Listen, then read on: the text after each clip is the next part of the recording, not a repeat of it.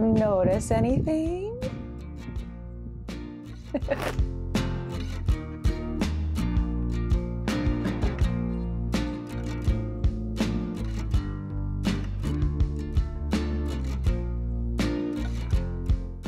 Hey everyone, it's Natalie, also known as Knitty Natty. Welcome to episode 240 of the Love in Stitches podcast.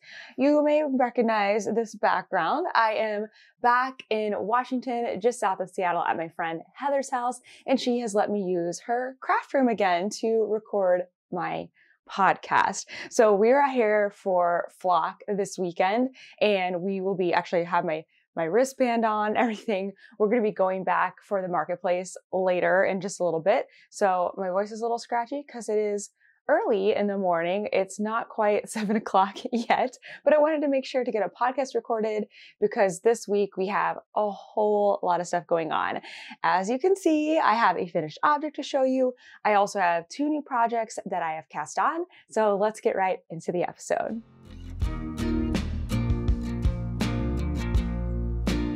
By the way, I'm going to be pulling the 50K subscriber winner next week. So if you want to put your name in the hat for that, go to last week's episode 239 and just leave a comment. And I will be pulling for one of the bags from the Wondering Pearl. But I wanted to give everyone a little more time to enter that. So I'll be sharing that prize next week. Also, just at the top of the episode, I wanted to be sharing with you the things that I purchased at Flock this past weekend, but I haven't purchased anything yet because we were so busy filming yesterday.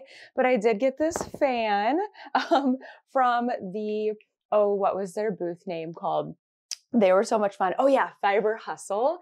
It is a couple, I believe. There's 2 guys that one of them makes amazing bags and the other one dyes amazing yarn. And they were so much fun. And then they had these fans and they gave me one of these fans. They were very silly. Anyway, Flock has been such a blast. And I won't be able to share what I get next week either because anything that I buy today, I'm going to be shipping back to Nashville. Okay, let's talk about projects. I have finished my Traveler. This is the Traveler by Andrea Mowry. I've also been calling it the Traveler Hoodie because there are several different Traveler patterns. Let me clear my throat. Again, I kind of woke up just a little bit ago. There are, let's see, there's a hat, there's a shawl, there's like a shell that's kind of like an open cardigan with pockets, all really, really cute. But I really wanted to make this hoodie because I wanted a basic piece that I could just throw on all of the time and use as my like basic hoodie. I have an old Love in Stitches cropped hoodie that I've been wearing the entire time that we have been traveling in the van. And I'm like, you know, this is an opportunity for me to have a piece of knitwear that functions in a similar way, if not better, because having something that's wool means that I can wear it for longer without having to launder it just because wool has such amazing properties like that. So I'm so happy with how it came out. Like it is everything that I wanted it to be and more. So let me sit up and I can show you how it looks. So I did keep it cropped. I didn't add any extra length to it. So it's like, I would say it's like a long crop. It does a little bit of a high-low because there's a lot of short rows here in the back. Also, I probably just, you know, if I scooted it forward, it would be a little less high-low. I did pick a size that was a little bit bigger than the recommended ease. Also, I had a little bit of a bigger gauge. So mine's probably 2 inches bigger than the recommended ease. So it's nice and comfy and cozy. Last week, I had not done, what had I not done yet? I hadn't done the end of the sleeve. So I did the sleeve pattern down to the cuff and then I threw it on, try it on tubing because I wanted to block this first and see where the sleeves went. So imagine that this cuff is not here. So kind of like that. And the sleeves before I blocked them were like up here. So they grew a ton. So I'm really happy with that decision to wait and block it before adding on the ribbing. That way I wasn't like pulling things back, you know, didn't know what it was going to be like. I also did the entire hood. So I feel like I kind of want to take off the hood or off the sweater so I can show you because there are so many great details in this pattern that just make it like so yummy and like simple I feel like it looks simple overall, but like just the little nitty-gritty details made such a difference. But first we got to pull this hood up because this hood is massive. It is a legit hood. It's not just for show. It is actually a hood that would keep you warm. I do think that my head is very small, just so you know, for like my body proportions. My head is pretty tiny. I'm the kind of person who has to sometimes like get like my glasses. I had to go get like bent extra, like the arms extra, because they were falling off my face because they were too long, because my face is just like a strange, anyway, small head. So look how it fits. But I feel like even if you had normal body size proportions, it would be totally fine because this is a giant hood. So let me take this off real quick and I can show you a little more of the details. I had so much fun knitting this pattern. It was somewhat repetitive because it's the same stitch pattern throughout, but I never really got tired of it. When I started the project, actually, let's look back because I feel like I made this pretty fast, especially for me. I'm not usually a super monogamous knitter. Until lately, I feel like I've been a lot more monogamous. So I started this on July 5th of this year, and I finished it on Thursday. I actually haven't, I need to do that right now. I'm like, I have my computer right here for my Ravelry project page. So I finished it on August 8th. So just barely over a month. And it's a lot of knitting. So I'm really proud of myself for that. I really was pushing myself here at the end because I wanted to finish this before we actually got to Seattle. That way I didn't have to bring the needles or extra yarn or anything for this project. And then, you know, I don't really need it much in Seattle. It is actually like 60 degrees today. Oh, I could open these windows up a little. It's actually really nice. I was just sitting outside on Heather's like back patio before this and I was wearing it. But you know, it's going to be much colder in Alaska, which is where we're going next. So I wanted to have it finished for that. So I did not make my goal. I did not finish it before I got here, but I was finishing up the hood on the plane right here. When I got to Heather's, I blocked it out. Actually, you are propped up on blocking mats at the moment right now. And I blocked it out. It dried really fast. And then I got the, you know, cuffs done. And then it was finished. So I'm happy. I'm still happy with it. Even if I didn't meet my initial goal, I still got it done. I think in record time for myself. Okay, so let's take a closer look at this hood because it's so much fun. Oh, by the way, this yarn here is not the same yarn I used for the sweater. I actually just used a fingering weight superwash merino that I had in my stash. It is from an advent calendar that I opened this past year, Pretty Twisted Yarns. And it was the only pink. This whole advent is like a bright rainbow advent. It's a really fun. And I wanted a nice bright pink. I was actually kind of hoping for this pink that's on this bag right here because I thought that would have been really fun. But I think I got pretty close. This one's a little bit more blue, brighter, something. It's a little bit different, but I'm really happy with it because it's exactly what I pictured when I originally started thinking about making this, as a neutral with a fun, you know, little pop there on the drawstring. So I'm so happy with it. So just take a look at this hood. I've never knit a hood like this before. I've only knit one hood ever before, and this was like 10 years ago. So it's really interesting. It's all done with short rows, and it was really fun to do. So this whole project, even though it was the same stitch pattern repeat over and over, it just kept entertaining me the whole time. When you start on the body, you're just working in the round. It was actually a great project to bring around with me anywhere. Then you're doing the fronts and the backs and you're kind of, you know, having to pay a little more attention. You're doing short rows, you're doing different counting. That was fun too. Then you're doing the sleeves and you're decreasing and all that. That to me was the most challenging part, trying to figure out my decreases. And then you're doing the hood and yeah, you're doing the short rows. I don't know. It was just really fun. So the details. Somehow, anywhere you picked up stitches, Andrea just had all of this stitch pattern just like converge in the most beautiful way. So I don't know all the math and all the things she had to do to figure that out. Beautiful, perfect, so lovely. And then this hood, like what is this called? I don't know. This little casing here just is so nice. It looks so store-bought in the best way. And it just looks really, really great. And then you attach down here at the bottom. I mean, look how good that looks. And that's not on me. Like, that's on the pattern. It was just done really, really well. And you don't have to do any seaming in this pattern, including the casing, because you do that by like picking up and knitting stitches together to close everything. So all in all, I am just so happy with how this came out. I think this is something I'm gonna wear over and over again.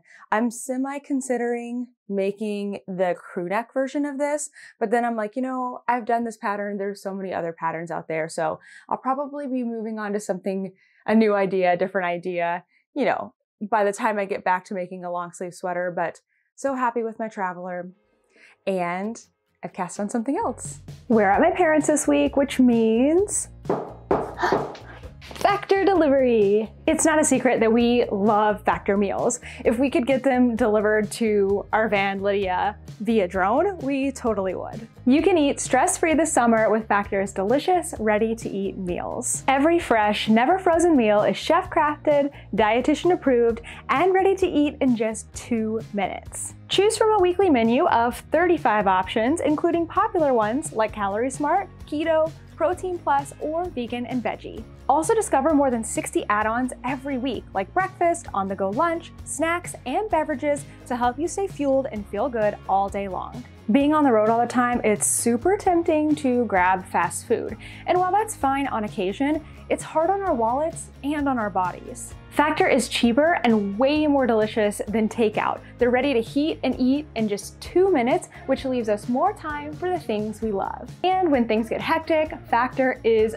flexible. You can change up your meals every single week with plans from 4 to 18 meals, or you can pause your subscription or reschedule a delivery at any time. Head to factor75.com or click the link down below and use code NATTY50 to get 50% off your first box and 20% off your next month of orders. That's code NATTY50 at factor75.com to get 50% off your first box plus 20% off your next month of orders. Thank you again to Factor for continuing to support this channel. And now back to the episode. I already shared this last week, but as soon as I knew as soon as I finished my traveler that I was going to be casting on the Color Tip Tee by Emily Curtis. And one of my goals today at Flock is to meet her because she's here at Flock. And I keep seeing her and I'm like, I have to meet you because I cast on your pattern literally today. So yesterday when we were on our way to Flock, I was casting this on in the car. I don't know, I just really wanted to start it. I knew I wasn't gonna get like any knitting time while we were at Flock. We're filming this entire weekend, then we're meeting people and, you know, shopping and all of that. So there wasn't time to, for me at least, there wasn't time to sit and knit. They actually have a lot of spaces in the convention center where Flock is held to gather, and it is really, really nice. So today might be a little bit different. But I did get this cast on, so there's like nothing really to show you. I'm starting with the back. There's some short rows. I'm using my main color. Blah. That's it. There's not really much else to tell. But I did get everything prepped. Oh, you know what I did? I made a swatch. So I can tell you that. And I wanted to correct myself yet again because I said the name of this yarn incorrectly, even though last week I was trying really hard to say it right. So the name of this yarn from Farmer's Daughter Fibers is Sue Copy. So I just want to get that out there because I've said it wrong twice now on my podcast. It is Sue Copy, and it means good in Blackfeet. So learned that from Candace when we were at Farmer's Daughter Fibers. So Sue Copy. I've been saying it in my head a million times to make sure I don't mess that up again. So this yarn is so interesting. It is a single ply, non-superwash Rambouillet? Now I'm forgetting. Montana and Wyoming Rambouillet. Something totally different than I've worked with before. And it's kind of a crinkly looking yarn. Like you can see on my swatch how the yarn looks real crinkly. So I was curious how it was going to knit up. You know, I'm like, it's fine to have a little texture. I think in the in Emily's color tip tee, she uses like a linen quill. So it doesn't have like the smoothness of a merino anyway. So I'm like, a little texture is fine. I don't mind that. But now keep in mind, this swatch has been crunched in the bottom of a project bag. So there are a few wrinkles in it. But when I tell you, like, look at the stitch definition. I knit this swatch at the movies when we went to see Twisters last week. This is blocked, but before I even blocked it, it looked exactly like this. The stitch definition, the stitches, they were so even, so perfect. And I'm not the type of knitter where my stitches always look even when I'm knitting. They have a little give and take there because I'm not making every stitch exactly identical, and that is normal. But with this yarn, it looked like a machine had made it. I was floored. So this yarn is really cool, and I'm so excited to make a whole top out of it. Sorry. I'm really excited to make a whole top out of this, and I don't know, I really like this. So this is one of my contrast colors that I think I'm gonna put at the neck. I don't have to decide quite yet because I started with my main color. So I got the swatch done. So that's something, actually, I forgot that I did that. So I got the swatch done. I've got 3 skeins of this neutral for my main color. And then I've got 3 contrast colors that I'm going to be putting in different, spots. So those are my colors all together. Neutral, little pop.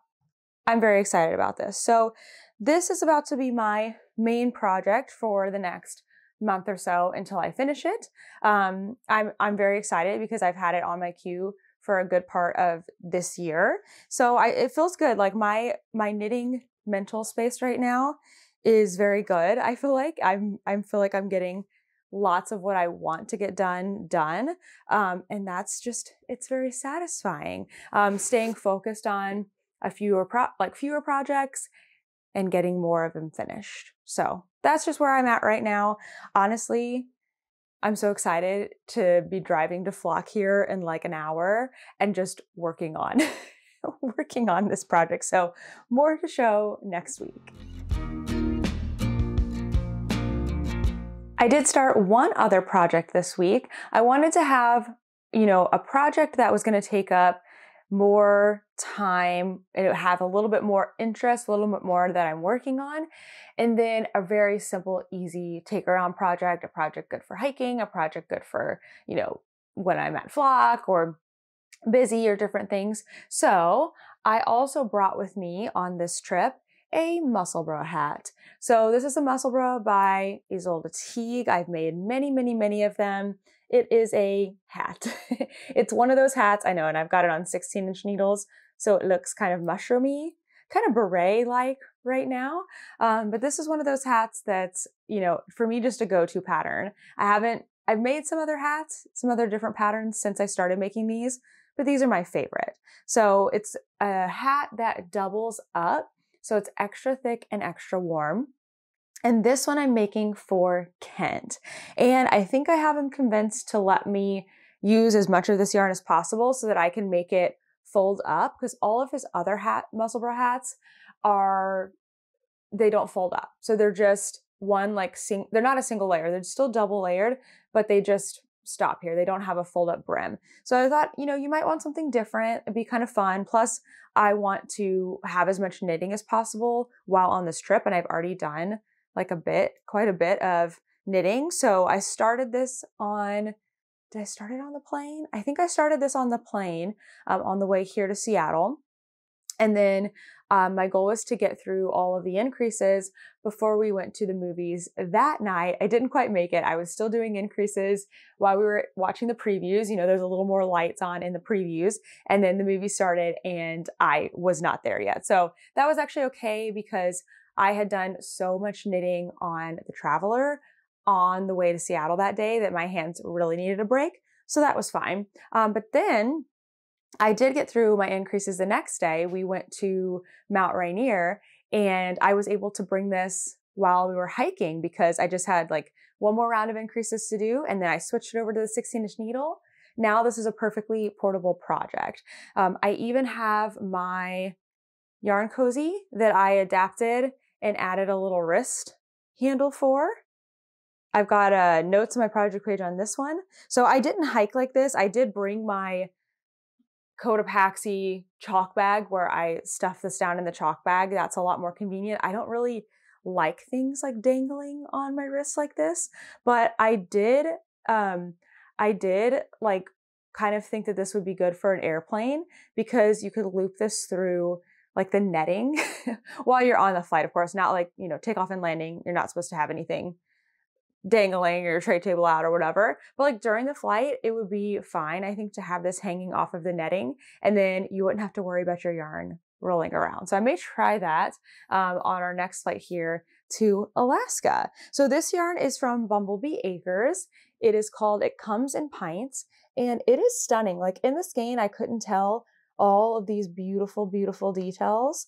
So it did something interesting. It has a lot more color, like even color distribution here in the crown. And then it started to kind of pool when I started working with my full stitch count, but it's actually staying pretty like even, like it's not doing big color splotches. So I think I still like it. I did consider for a bit taking the skein and splitting it into 2 skeins, and then I could do helical knitting, which is 1 row stripes. That would also help distribute the color a little bit, but I didn't really want to do that because I want this to remain an easy portable project. And if I have 2 skeins of yarn going, it's a lot harder to carry around. Plus, I then have to look at it a lot more to know when to change from one skein to the next. And so I asked Kent, what do you think of how it looks? He said, it's fine. So I'm just carrying on with the 1 skein, which makes me happy as long as he still likes it. We're doing something kind of dangerous today because I didn't pre-make my notes for the In Our Travels section, but I just have my camera roll pulled up. So we're just going to go through it on the fly. I mean, not too much has happened this week until we got here to Seattle. So that's basically what we've been doing. Okay. So on Wednesday, we flew early in the morning here to Seattle. We wanted to get here a few days before flock because on Thursday, we went to Mount Rainier. And I learned something this week. It's pronounced Rainier and not Rainier, which is what I've been saying. So learned that. Now I know how to pronounce it correctly. It does kind of make sense because it does say rain and then like I-E-R, so Rainier. I may be exaggerating the pronunciation a little bit, but when I started hearing all the locals say it, I was like, oh, I've been saying that wrong. So Mount Rainier, we did not get to go to that national park while we were in Washington. Earlier this year, we had done, I think, Olympic. And is there another one here? Is North Cascades here? Now I'm kind of forgetting exactly where every park is, but we had not had the chance to go to that one. I think there might have been too much snow. So we did get to go this time, and it was beautiful. We did get a pretty good view of Mount Rainier. There was a little bit of haze. There's some fires happening. So there was a little bit of haze, but we did get a pretty clear view. We spent most of the day there. Thursday, we got there early in the morning so we could do some hiking before it got too hot. And it actually doesn't get super hot there anyway. I think it was only going to get to 80 that day, but it was still nicer hiking earlier in the morning when it was in like the 60s. I'm really sad because I forgot my hiking shrug that I made, and I haven't had the chance to wear that on a hike yet, and it would have been perfect for this morning because it was a little bit chilly. I usually wear my tank tops like this. My hiking shrug just has sleeves basically and comes to here, and it's a fingering weight. It would have been perfect, but I forgot it. So I am going to get the chance, I think, to wear it when we're in Maine and go to Acadia later this year. So I made sure to make a packing list for when we get back to Tennessee so I don't forget it. I know exactly where it is. Toaster is staying with my brother and his wife and also my parents, like kind of going in between them while we're here in Seattle and Alaska and Hawaii because they were going to be gone for about 3 weeks. So we dropped him off with my sister-in-law. He stayed with them for a couple days and then my parents came and picked him up. So we miss him so much. Sorry, I don't know why I just said that. That was like super random. I think I saw the picture of Toaster on here. Back to Mount Rainier. It was really beautiful. We did a couple of hikes. We first did a 2-mile hike, which had a little bit of an incline to a waterfall. And it reminded us how very, very out of shape we have become because we haven't done much mountain hiking or any mountain hiking in several months. And it's like, wow, you lose that really, really quickly. And Mount Rainier, or the part that we were on, the elevation was not super high. I think the highest we were at, and this was not on a hike, but when we were driving, was like 6,000 feet. But coming from where we were in Tennessee, like that was a lot. So I think adding in like the elevation and just like not having hiked in a while, and then the incline, the hike that we did was really, really challenging. Our second hike was probably one of the most challenging that we've ever done. And it was like 2 miles basically up and up and up, lots of like rocky terrain and, you know, different things to kind of go over. There were stairs, there was just a lot of stuff. So we had to take lots of breaks, but we did it and I'm really proud of us. So that second hike was a 4-mile round trip, also to a beautiful waterfall. So if you get the chance to go to Rainier, it's just really, really stunning. The next night, we went to a Mariners game with some of my Love and Stitches members that live here in the area or were here for flock. That was a lot of fun. I love going to a baseball game when the weather is nice, and it was really, really nice. We just knitted and some of us crocheted and we chatted. I tried the garlic fries. It was a really spectacular and great time. And then that brings us to flock, and that's like all that we've done while we've been here. So we went to flock yesterday. We're filming a whole video trying to capture as many of the Washington vendors as possible. So that's been our focus. So we got there early yesterday. The doors opened at 10 o'clock. So we were it was a large group of people, but we were some of the first people in there. And we were there until the end of the day. We then went to the rooftop rendezvous. So there was another ticket for that. That was stunning. The weather was great. For that as well, they had some small bites. You could like get drinks, but we just basically spent the time chatting with people, taking stunning pictures. The view was freaking incredible. So all in all, even though we still have a whole other half of flock to go to today, I feel pretty confident saying that it's a really great event. It's very well organized and we've had a blast. So today we've got more filming to do and hopefully I will get to do a little bit of shopping. And then, like I said, anything I'm getting today, I am mailing back to my parents' house in Nashville because our next trip is we're leaving. Actually, by the time this goes up, we will be in Alaska. So going to Alaska. Oh, by the way, if you live in Anchorage, I am going to be at Far North. I think it's Far North Knits. Hold on. Let me double check that. I'm going to be there on Saturday. Now I need the date. This is the problem when I don't make notes. Saturday, August 17th at 1 p.m. Alaska time. Yeah, is it Far North? What's happening here? I believe that's right. Far North Yarn Co. And I will be there. We're going to be filming a tour in the morning, and then we will be there hanging out for a meet and greet. So if you're in Anchorage or near Anchorage, come and say hi. I don't know when the next time is we'll get back to Alaska, but I'm so excited to go. So this next part of our vacation / work trip, it's going to be a blast, and I cannot wait to share. This week's newest video is kind of a silly one that I put together. I went back through my old Ravelry projects, like starting from when I joined Ravelry in 2008 to a few years later in 2012. And I just went back and just reminisced on some of the different projects that I made, ones that I maybe remembered a little more, ones that I didn't really remember. I'm actually surprised by how much I do remember when I get like triggered by the photo. Like, maybe I couldn't just come up with it on my own, but like looking through the photos and looking through the projects, I'm like, oh yeah, I remember those things. So I thought it would be fun to, I don't know, share in that together. And also I want to hear about some of your first projects and like maybe when you started knitting, some of the things you made, and then like how that compares to now. Because I think it's always funny. I always go through like different stages, different phases of my making.